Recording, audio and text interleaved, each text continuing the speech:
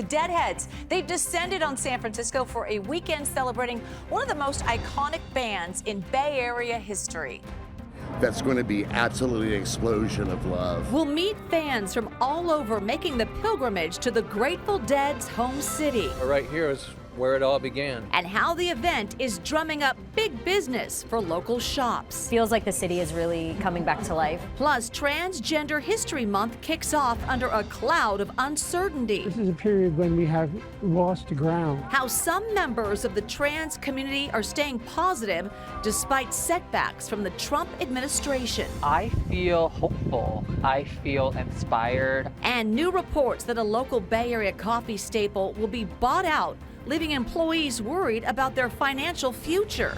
And later, we'll hear from a naturalist working to teach girls in Kenya about their own environment in order to protect it. It's tied to what I love, which is, keeping wild animals alive. This is CBS News Bay Area with Juliette Goodrich.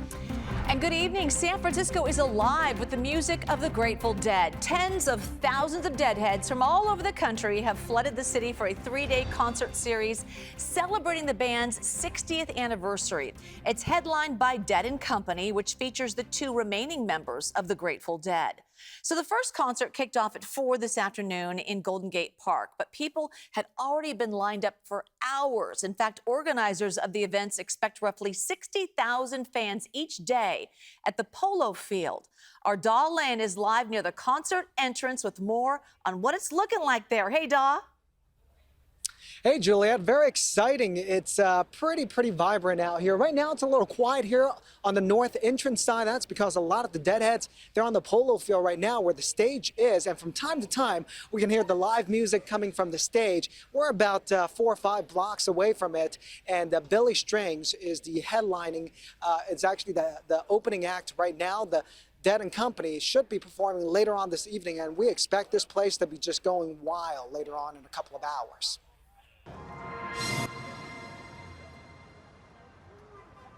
The line to get in stretched for blocks, hours before the gates even opened here at Golden Gate Park. Deadheads have traveled from across the country to soak in the good vibes and what they hope will be a psychedelic experience. Where are you guys from?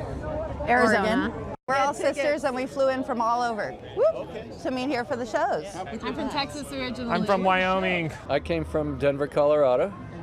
Came from Florida via West Virginia. Bruce Anderson and Wade Emmerich have been to countless Grateful Dead and related shows over the last 5 decades. This was one they weren't going to miss. It's the 60th anniversary, and right here is where it all began. And so I wanted to come here and just pay homage.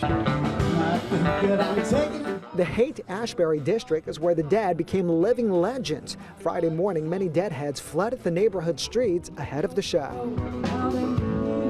Being here with my people, and getting together and enjoying the music we love, dancing, and just having a lot of fun. Locals say they're loving the energy too. At a time when the country feels so divided, they say events like this bring back some much needed color and a little peace and love. Feels like the city is really coming back to life, which is nice. The glasses, the hat, these are my go-tos. We get a little more colorful for a Dead show. For Bruce and Wade, the good vibes and the energy are priceless. Just the spirit and love and the peace that the Grateful Dead brought to us all these years has culminated into a 60th anniversary that's going to be absolutely an explosion of love. Yeah, very colorful out here. A lot of folks with colorful outfits. By the way, those tickets are for all 3 days, so a lot of the concert goers or the Deadheads, they say they'll be back for all 3 days. And if you don't already have a ticket, best to avoid this area. It is impossible to find parking out here. Notice a lot of folks blocking driveways, and as a result, a lot of vehicles getting towed away from the blocked parking spots there.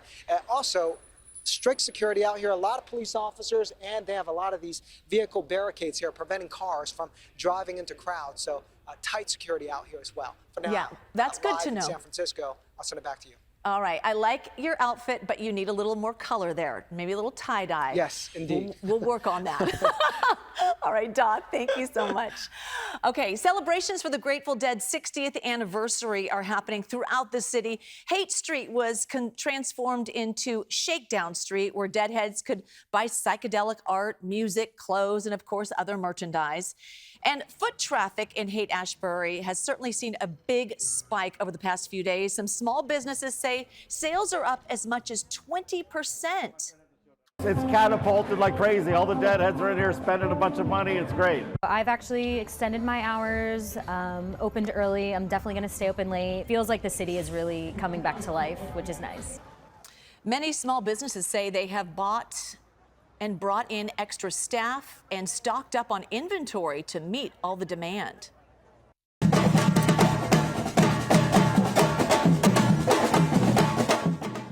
As part of the festivities, San Francisco is renaming a street in honor of legendary Grateful Dead frontman Jerry Garcia.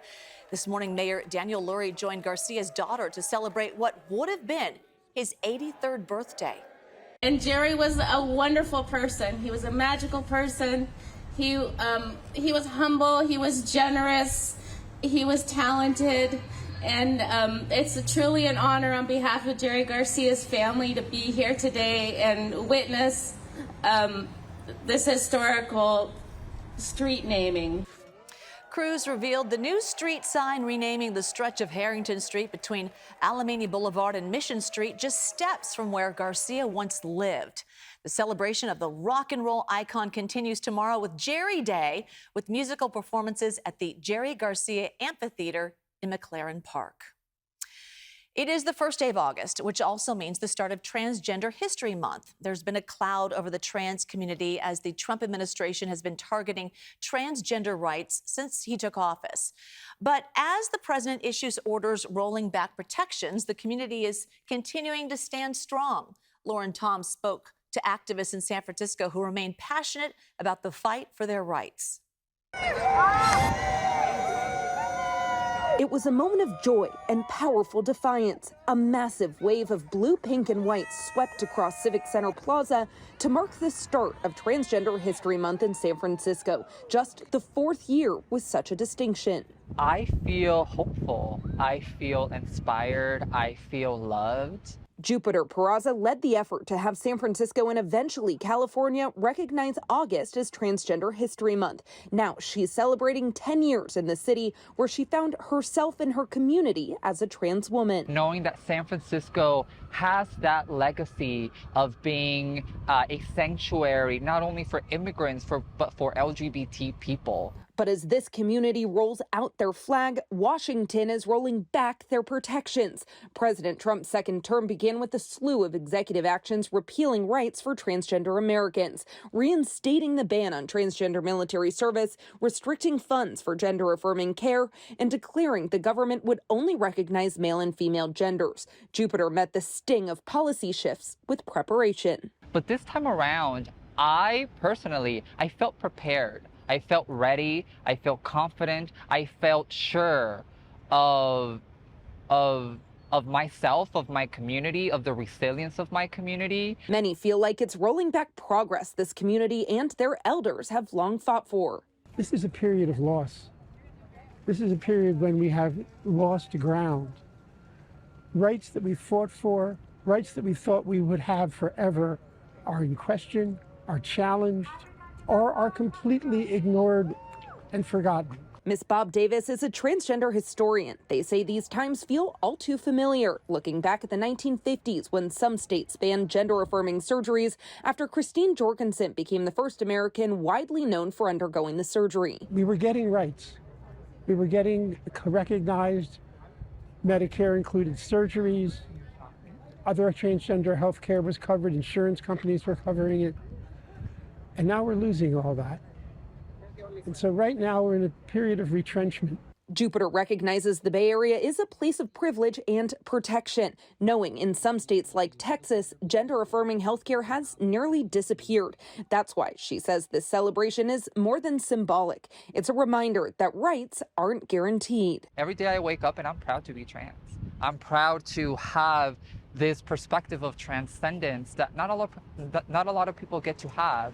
So I want to fashion that feeling of pride, of being grateful, into how we come together and how we organize and how we have moments of joy and happiness. Showing that visibility can often be the strongest form of resistance. San Francisco was the first city in the country to declare August as Transgender History Month, but polling shows the country is divided when it comes to transgender issues. An AP poll from May found that just over half of Americans, 52%, support President Trump's handling of transgender issues. Now, that is significantly higher than his overall approval rating at the time. The poll found that trend was true across the entire political spectrum, even among Democrats, where his approval on transgender issues was 10 points higher than his overall rating. Well, meantime, California is suing the Trump administration over its efforts to limit gender-affirming care. California Attorney General Rob Bonta is joining more than a dozen AGs challenging a White House memo that said the DOJ would investigate providers who offer gender-affirming care to minors. Bonta says this is part of a larger attack on the trans community. Blocking gender-affirming care for young people is just one prong of Trump's campaign to erase the existence of transgender individuals, scare them into the shadows of society, and deny their rights. Since taking office, Trump has issued 8 executive orders and a raft of federal actions that relentlessly target one of the smallest, most vulnerable communities in our nation. So this comes as major hospitals are changing their policies in response to pressure from the Trump administration. Despite protections in California, Kaiser and Stanford Medicine have halted gender-affirming surgeries for those younger than 19. Still ahead here at 6, an arson arrest in the Sonoma County Hills. It leads to investigators finding an explosive 50 miles away. Plus, how a North Bay naturalist is using high-tech trail cameras to teach young researchers in Kenya to better protect the world around them. I wanted to know what do they do, what are they used for, and out of curiosity of the camera traps, I became an environmentalist.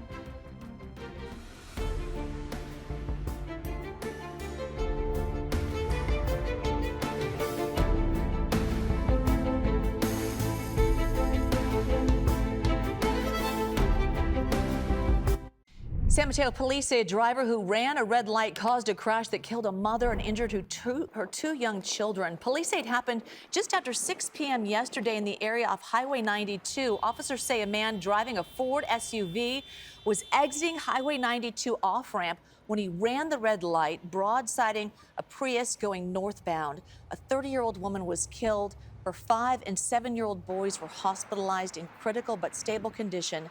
Police are saying the driver was not impaired. They're still trying to figure out why he ran the red light. Investigators in Sonoma County have found more explosives inside the home of a Petaluma man suspected of arson. Gregory Clem was arrested on federal forest land just east of Geyserville on Pine Flat Road. Explosives were found at the scene and in his car. And yesterday, investigators searched his home on Kresge Way in Petaluma. It's more than an hour drive south of the original scene. That is where they found 3 more completed explosive devices and several pounds of materials used to make them. He is currently being held in county jail on $1 million bail. After a long battle, an effort to expand access to a scenic stretch of shoreline in the East Bay is underway. So we're talking about an extension of the Point Malot Bay Trail in Richmond. It's going to connect Beach Park to the Richmond-San Rafael Bridge. So the area has been at the center of decades of debate over potential development and preserving the outdoor space for the public. Last year, the Park District paid $40 million to the Giddyville Rancheria tribe for the land. And today, the East Bay Regional Park District broke ground on the new 2.5-mile trail extension. The project includes a 600-foot boardwalk and interpretive panels highlighting natural and cultural history. Well, Bay Area naturalist just returned from a trip to Kenya where he and his wife are inspiring a group of students eager to learn more about their environment. He's teaching them wildlife camera trapping. Kenny Choi asked them about their mission.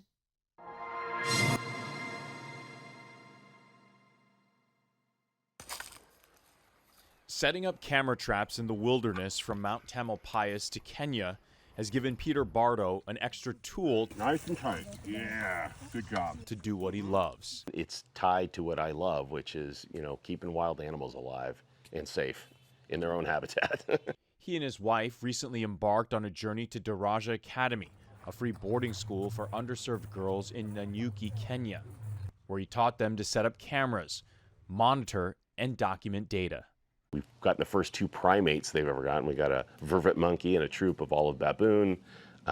So it's just getting started. Tracking wildlife, population sizes, and species interacting near the school campus has piqued some of the students' curiosity.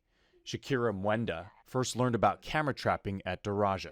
I wanted to know what do they do, what are they used for, and out of curiosity of the camera traps, I became an environmentalist. I grew up in an environment where I saw people polluting the environment. I saw people polluting water, air, and that's always made me to come out with a solution that I can impact them in the future. Shakira and Caroline just finished their internships at the renowned Impala Research Center, jointly operated by Princeton University and the Smithsonian.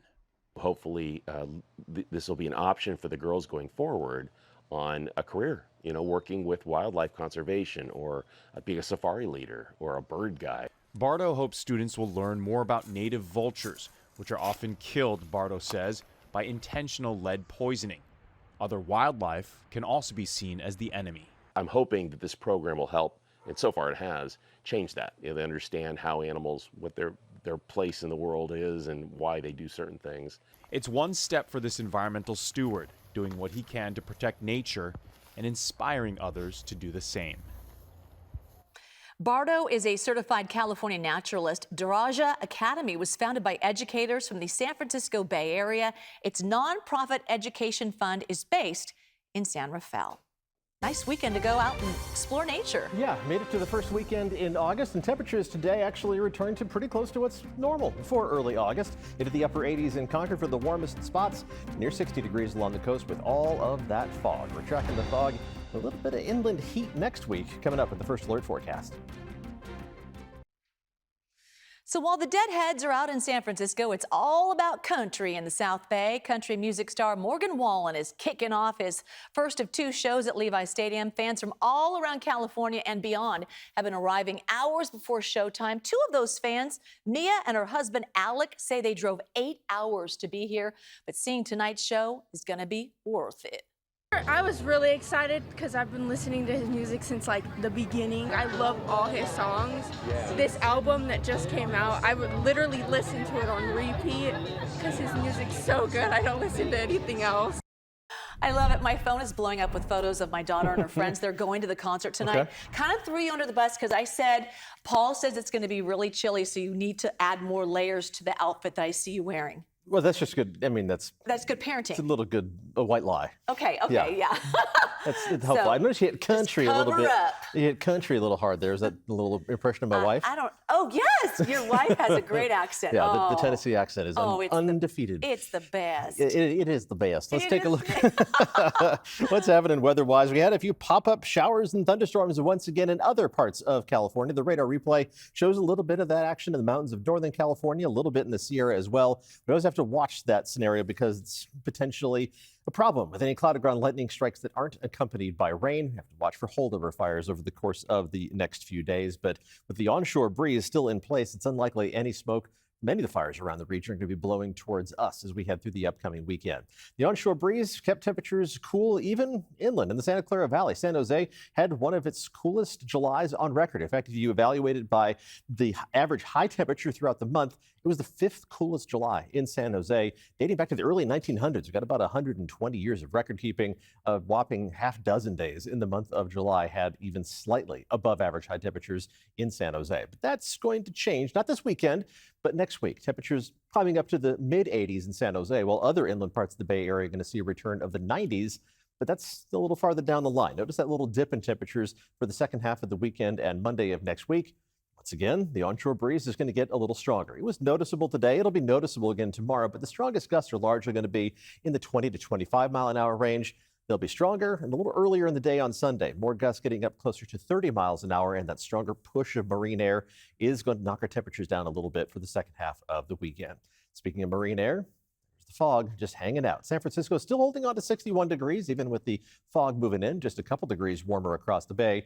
Inland temperatures in the 70s across the board. Barely in Concord, you've just dipped 1 degree below 80, but it counts, and everybody's going to end up in the 50s by early tomorrow morning as the fog will continue to spread out. Good push of across the bay into the inland valleys by early tomorrow morning, but it won't take long for that fog to pull back out of those inland valleys, retreating to the coast by lunchtime. Now, at the coast, I don't think you're going to see much sunshine peeking through, whether it be tomorrow or for Sunday or even Monday. But by Tuesday, Wednesday, and Thursday, I think you are going to see some more sunshine at the coast.